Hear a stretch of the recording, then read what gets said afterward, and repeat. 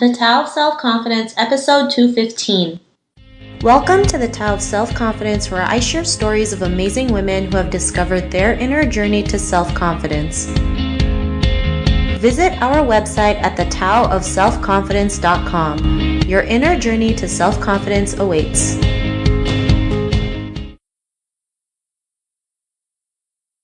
Well, hello, friend. Welcome to the Tao of Self-Confidence, where I share stories of amazing women who have discovered their inner journey to self-confidence. I'm your host today, Sheena Yap Chan, and today I have a phenomenal lady on today. She is a military wife. She owns her own postpartum skincare brand, and she also runs Girls in Tech Austin chapter to give back to the community. So I'm really excited to have her on and share her story. And without further ado, I'm going to introduce you to Rachel Tang. Rachel, how are you today? Maybe you I'm can. fine, thank you. How are you? I'm good. Maybe you can fill in a little bit more about yourself to our listeners. Yeah, sure. So I just arrived in America about a year ago. I'm from Singapore. I'm born and raised there, and I joined my husband after doing a long distance relationship for a couple years.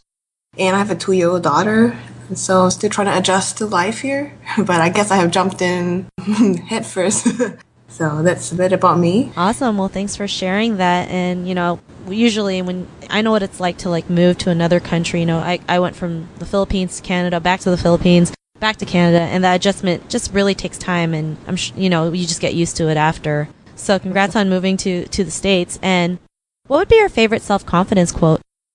Well, just what, for me, faith is important, and I'm taking this from Proverbs. Basically, it's talking about a woman who's clothed in strength and dignity, and then she can laugh without fear of the future. And that's from Proverbs 31. So I think it's a very holistic, well-rounded expression of yourself, and just being able to laugh at life, but at the same time, still being able to carry yourself well through everything. That's a great quote. I love it. And, especially being Asian women, we worry about every single little thing, and we worry to the point where we don't even know where it started. I like that last part was this, she laughs without fear of the future. I mean, that's something I think we need to start doing, right? Knowing we have a good future out there and we don't have to worry about it. So thanks for sharing that. And in your own words, how would you define self-confidence?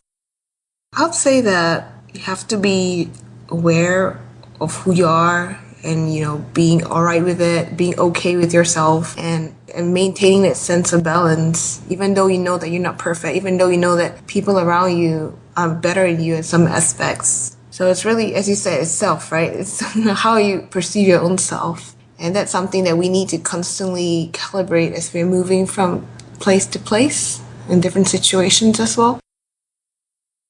Awesome. Well, thanks for sharing that definition. And, I agree with you on that, being centered, being aware, and including our imperfections, because I think we're too hard on ourselves when it comes to our imperfections and the mistakes we make, when really it's what makes us beautiful, makes each and every one of us, beautiful in our own way. So yes, we're all unique. So, you just have to live with what we have, and then make sure we keep improving ourselves. Totally. And I totally agree with that. So thanks for sharing that definition. And Rachel, what was your life like before your discovery of self-confidence?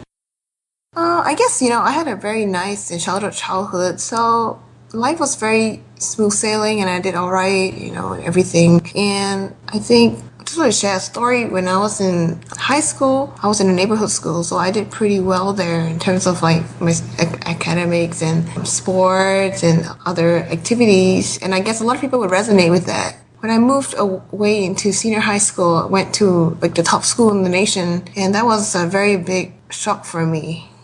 I knew that the people there were smart, but it's very demoralizing when people don't need to spend 10 hours studying. They probably just need 30 minutes to study, and then they do so much better than you, And from being top, I kind of dropped all the way to the bottom. So that was where I realized that, a lot of my confidence was placed on my position, or, my social position or status relative to the people around me. And I guess, for me, that was a lesson about being able to calibrate yourself to the surroundings. And I would say maybe I was just like a little boat in a very still pond and not knowing how to react to situations. So that was my life before. Thanks for sharing that. And when you have like a change, especially when it comes to schooling, right? I mean, as Asian parents, they want us to do our best. Do the And best. Yes. if we bring a B home, it's like the end of the world.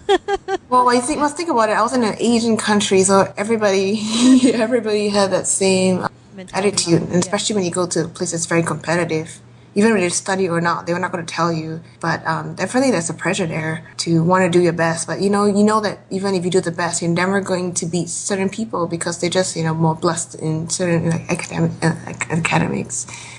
Yeah, totally. And sometimes we have to realize, their story is totally different from us. We don't know what they went through to get to where they are today. Yeah, exactly. And, that comparing game is not even healthy for us to do anyway. So, what was that point in your life when you realized, you didn't, you were more than enough. You can go out there and do the things that you've wanted to do.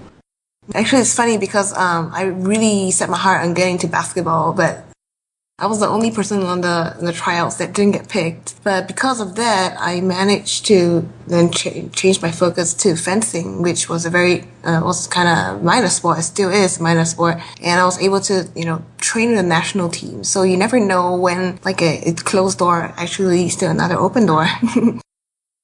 I love it. And I used to get that from my old boss all the time. He always told me, when one door closes, another one opens. And it's so true, right? But sometimes we focus on that closed door that we don't see what's around us, all the opportunities that we can attract, that we can have, that we can go out there and just get. So after that realization, what's your life been like now? I think my realization of, just being able to adapt quickly, look around for open doors and just going through them, helped me to adjust when I came here because I didn't come here with a job. I came here to follow my husband. So what I did was to quickly look for opportunities and also plan ahead for having to make myself qualified so that when opportunity came, I would be able to take on responsibility. So I think what my life is now is that I don't just sit around and feel sorry for myself. There definitely will be that 1-2 weeks or a month or moments where you feel very lost or unsettled or you don't know what to do with yourself or ask yourself who am I? But I think being busy, asking for opportunities, asking for leadership roles, that's something that I have learned really helps me to keep going. Awesome. Well, thanks for sharing that. And, it's true, right? When we just focus on the right things, that's when the right stuff starts appearing to us or starts attracting to us. So, it's great that you're able to, plan ahead and just take the opportunity when you see it. And, to the woman who's listening to this episode, she may be in her own journey of self-confidence. What would be that one tip you would give to her?